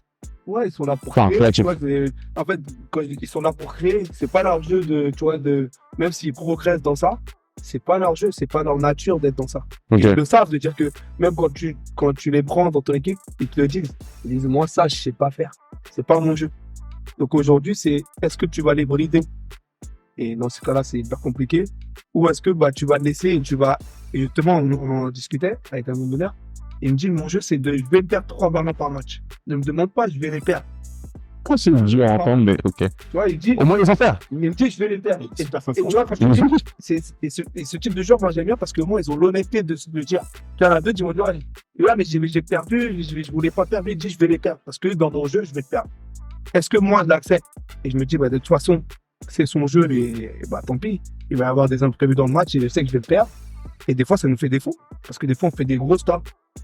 Et si tu avais un meneur gestionnaire, il n'aurait pas perdu les ballons que lui va perdre. Parce qu'il va lâcher tout trop vite, ou que ce soit. Etc. Mais tu es obligé justement de faire avec les gens. C'est un truc. Et après, mais je me dis, en fait, coach, est-ce que c'est pas gérer l'imprévu? Parce qu'en fait, on a tous notre gameplay avant le match. On dit, voilà, on va faire ça, on va faire ça. Et au final, tu as un joueur qui sort de jeu de saison et qui va jouer le facteur X. Et tu vas dire, putain, comment je vais faire pour stopper lui alors qu'on avait prévu de stopper un tel. Et en fait, aujourd'hui, c'est parce que tout le monde scoute un petit peu, à certains niveaux, c'est un peu différent, tu vois. Même joueur, même au prénat, Mike, il n'avait pas les vidéos. Non, Mike, il a abusé. Tu vois ce que je veux dire? Il n'avait pas les vidéos de match, mais on essayait de voir quel joueur allait être un peu dominant. Tu Les vois. tendances et tout ça. Mais au final, à ces niveaux-là, même quand tu scouts, même quand tu as la vidéo, on est dans des niveaux où même il y a un joueur, il va sortir, il va mettre 20 points et après, juste sur toi. Après, De gérer la tu peux scouter, dire que le mec il a tendance à aller à partir elbow gauche tiré. Tu dis ça à tes joueurs, il va quand même mettre 20 points en faisant elbow gauche et tiré, hein, malheureusement, c'est ça le truc. Mais toi, c'est gérer un peu. Gérer la C'est que ça. Accepter que tu as des joueurs qui ont telle ou telle qualité. Mhm. Et malheureusement, tu peux essayer de les changer. Mais oh Seigneur, Moi, en senior, je ne sais pas changer les joueurs. Hein. J'essaie de prendre leur qualité, mettre un rôle, mais dans le groupe. accepter et ils vont donner ce qu'ils ont à donner. Moi, je pense que certains joueurs, si tu arrives à bien communiquer avec eux, Mhm. tu vois, moi j'ai l'exemple d'un joueur l'année dernière, au début de saison, il ne mettait pas un tir. Il mettait 0 tir. C'était 3 points ou layup. Il n'y arrivait pas. Et je lui dis, fais le stop tir. Vas-y, tu démarres, tu vois que tu veux pas aller. Il me dit, ah, tu sais, moi, je l'ai jamais fait. Il a plus de 32 ans. Tu vois. Il me dit, ah, moi, je l'ai jamais fait. Je dis, ah, pas à 32 ans. Bah, tous les mardis, il a commencé à faire cette petite série de ça. Deuxième partie de saison, commence à en mettre 1, commence à en mettre 2.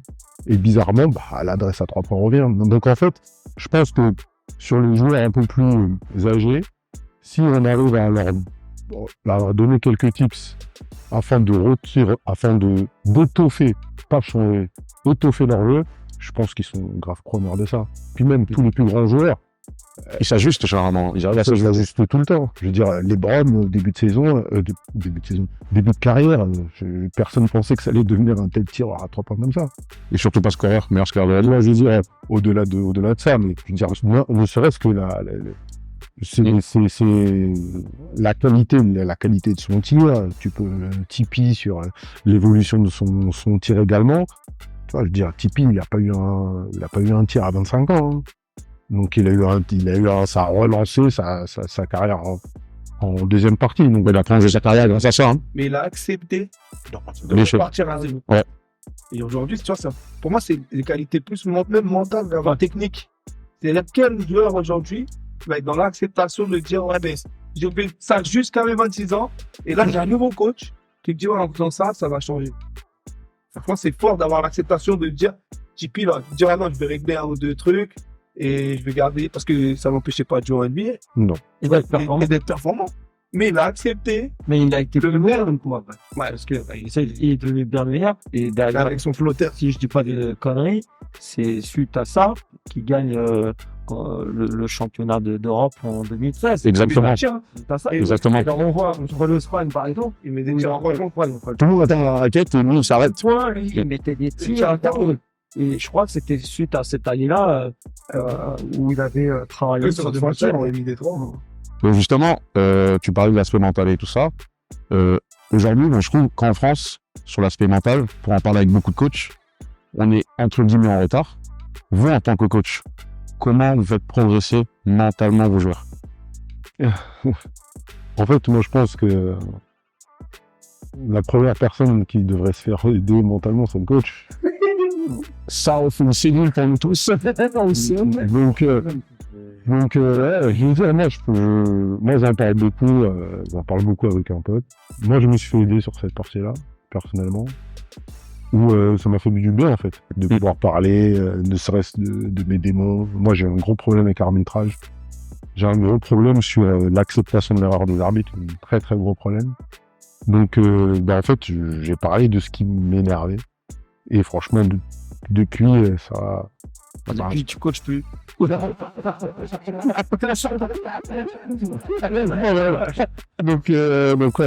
déjà, après moi, c'est le coach. Et après, en deuxième lieu, moi, je dirais que je pense que on a déjà, nous, coach, du mal à accepter qu'on ne peut pas trop maîtriser. La défense, la passe, la tactique, l'individu, bref.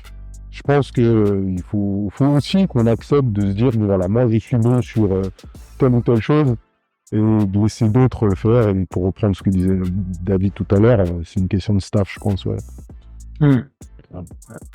Moi, c'est, par exemple, tout ce qu'il a dit là, c'est moi, je suis en plein dedans. C'est-à-dire, d'être capable d'accepter ok, cette partie-là, Je peux la laisser. je suis pas haut. Pas pour l'instant. C'est-à-dire que le but, c'est d'être bon par la suite. Mais que là, tout de suite, ok, il y a des choses sur lesquelles j'ai des limites que je dois dépasser. Et tu parles de la gestion d'un groupe. Bah, c'est des points sur lesquels tu dois travailler pour avancer, pour avoir des billes avec justement des gens qui sont forts dedans, etc. C'est vrai que bon, en tant que coach, bah, on doit continuer à travailler. Comme un joueur, il travaille sur un tir à 32 ans, comme un joueur, il travaille sur un flotteur, les armes à son jeu. Nous, faut qu'on arrive à développer de nouvelles armes.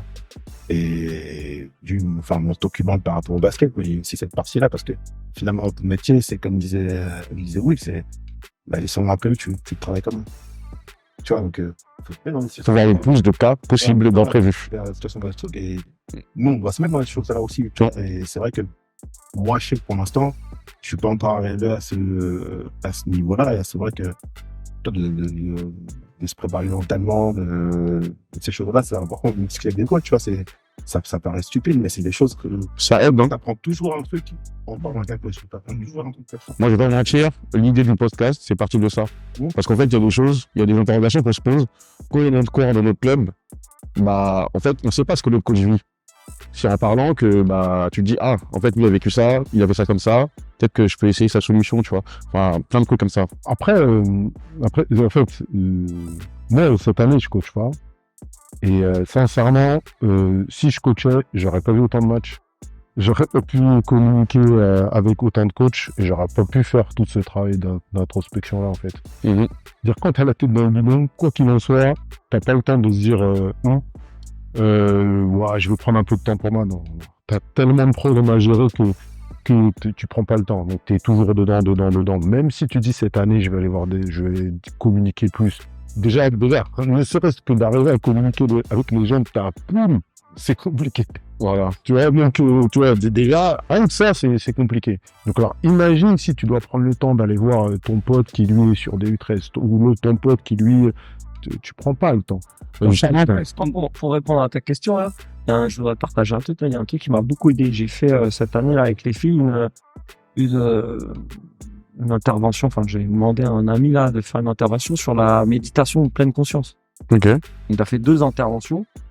Je suis pas sûr que ça les ait aidées elles, ou en tout cas pas toutes, mais moi ça m'a beaucoup aidé. Et du coup, j'ai continué à méditer tous les jours. Je médite là depuis, c'était en novembre, et je ressens plus de sérénité, tu vois, dans l'aspect analyse et gestion de la pression en match. Donc, je sais pas si il y en a plein maintenant dans le milieu professionnel, ils ont de la préparation mentale, ils ont des mecs et ils utilisent beaucoup la méditation. Moi, c'est quelque chose qui a pris sur moi et qui fonctionne bien. J'ai l'impression en tout cas que ça fonctionne bien, notamment dans les fins de match où c'est un peu stressant, où c'est un peu serré. J'arrive à être plus dans l'analyse et moins dans l'émotion.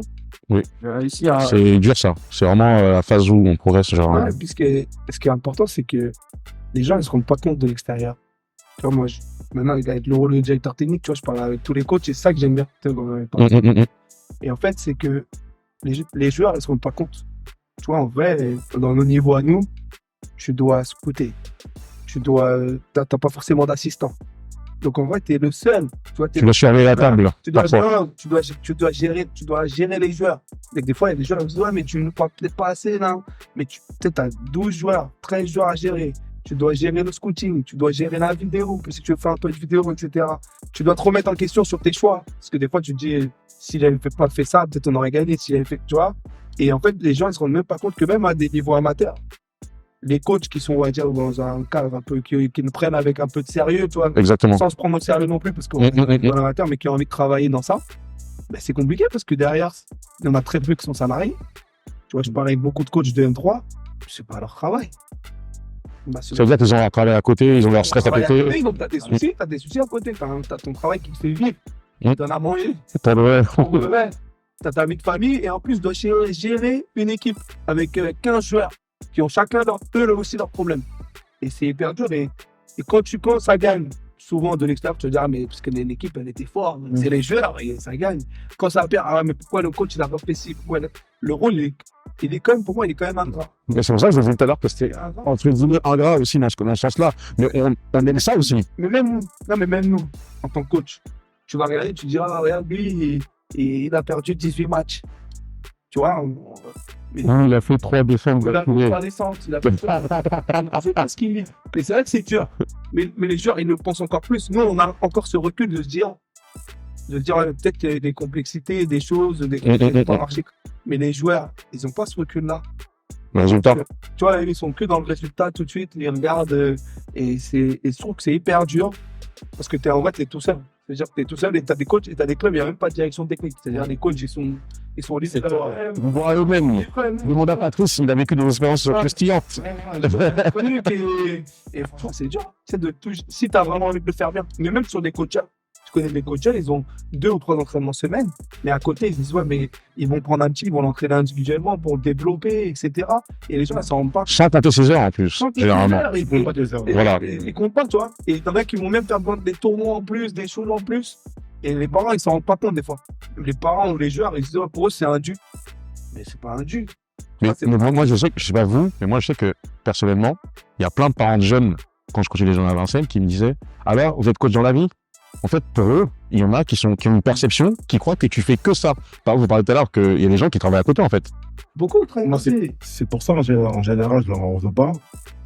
C'est qu'il y a très peu de gens, à part ceux du milieu, qui savent que les coachs ont ces conditions-là. C'est-à-dire que les gens, ils viennent à la salle, ils voient le match, ils repartent, dans leur tête, ils se posent pas la question de savoir est-ce que le coach, il fait C'est ça. pas son quotidien. Ouais, ils savent pas. Eux, ils viennent juste consommer le truc et rentrer dedans. Ouais, la consommation, ouais. Mais eux, normal. Et nous, quand on fait d'autres choses, on ne regarde pas non plus ce que les autres ils font. Mais Mhm. c'est un peu la même chose. C'est-à-dire que coach, ça fait partie du job. Tu vis un truc où tu es isolé par rapport à ta situation et tu dois être armé par rapport à ça parce que sinon, tu n'auras pas de soutien extérieur parce que les gens, ils savent pas ce que tu vis.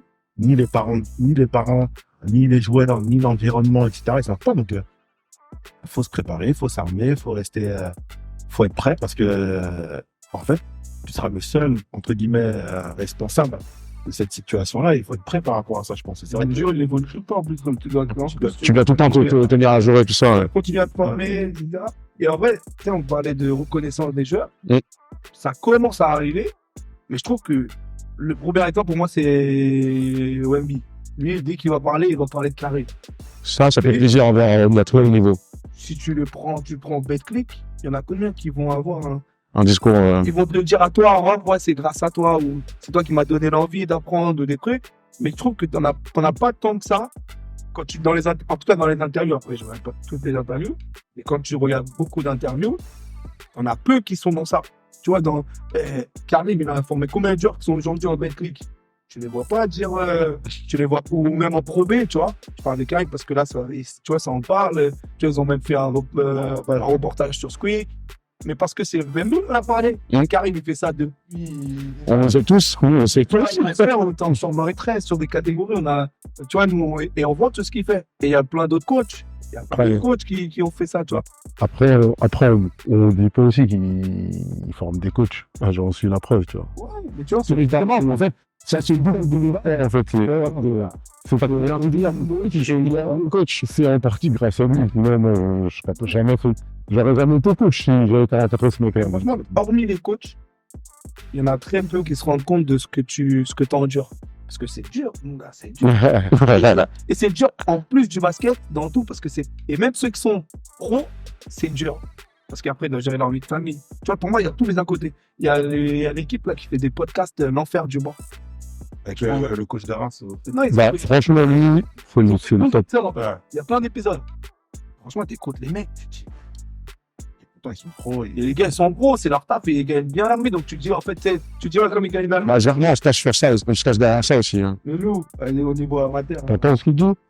T'as entendu ce qu'il a dit ou pas? J'ai pas tout vu, Jerry. Ah, il a dit quelque chose sur la d'autostation qu'il a envoyée hier. Ouais, lui. Celle de club. Et celle qui m'a le plus, moi, touché, c'est quand il dit, en fin de compte, les gens viennent 90 minutes, ils viennent me jour J sur 90 minutes, alors que moi, j'ai une semaine de travail, Et sur la semaine de travail, en fait, moi, j'étais tout seul. Donc, les mecs, ils viennent, ils sont tous entraîneurs. Et ils ont une fenêtre de 90 minutes, donc c'est le match. Et on va dire pourquoi il n'a pas fait ci, ça, sauf que forcément, il n'était pas là la semaine, donc pour venir expliquer ça. Évidemment, tu l'as fait parfois dans la semaine et que ça se voit pas sur le match. Pas tout. Non, ils n'ont pas tout. Ils n'ont pas les tenants les aboutissants. Là, c'est- Après, on est même seul, hein. Faut dire aussi faut dire la vérité. Moi, C'était même seul. Franchement, je trouve Ah non, que non, quand je t'as un pense staff, pas. Ouais. Moi, j'aime être. moi, j'aime avoir du staff. Hein. Franchement, vous savez, moi, je suis Amateur et pro. Non, mais on a... Moi, amateur et pro, c'est un peu, Ouais, c'est un peu bizarre, tu vois. Ouais. En fait, ouais, chaque catégorie a son problème. Ouais. C'est que quand tu arrives en pro, tu sais que ton assistant, il veut ta place. tu sais qu'il veut être pro, lui. bah, il va être pro. Il veut pas forcément ta place, mais il Non. va être pro. Mais en fait, c'est pas, la démarche, elle est pas collaborative dans le sens, non, Mais tu d'un point de vue organique. En fait, c'est pas, le mec, s'il est assistant, parfois, tu l'as pas choisi son assistant. En fait, en pro, par exemple. Même si tu l'as choisi. En fait, c'est pas vraiment dans ce sens-là. C'est dans le sens où son ambition est de devenir coach numéro 1. Exactement. Pas forcément à ta place.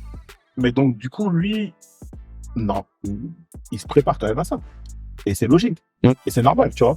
Mais forcément, ça crée une autre dynamique que si tu travailles avec quelqu'un qui est là et qui va être avec toi. Tu prends par exemple prends un collègue, il a pris des assistants qui voulaient rester assistants, par exemple, comme Tavano, comme l'autre, etc. Et quand t'as quelqu'un qui veut numéro 1, il voit les choses comme un numéro 1, il se prépare, tu vois, il est dans son truc, quoi. Donc, c'est vrai que des fois, ça peut créer des dynamiques complètement différentes, pas forcément mauvaises, hein, parce que l'assistant peut te challenger sur des choses, etc. Mais ça crée une dynamique qui est différente du monde où le mec, il n'a pas forcément d'ambition plus, tu vois. Mhm. Et c'est vrai que c'est deux choses différentes dans leur problème. Du coup, en vrai, on va en parler pendant des heures. En tout cas, merci d'avoir pris le temps. C'est un sujet super intéressant. Je pense que ça peut intéresser tout un coach. Je vous remercie et on essaiera de voir pour les prochaines fois quel sujet on pourra aborder et tout ça. Merci Pat, merci David, merci Mike, merci William. On se dit à bientôt à la parole coach. Et... En plus,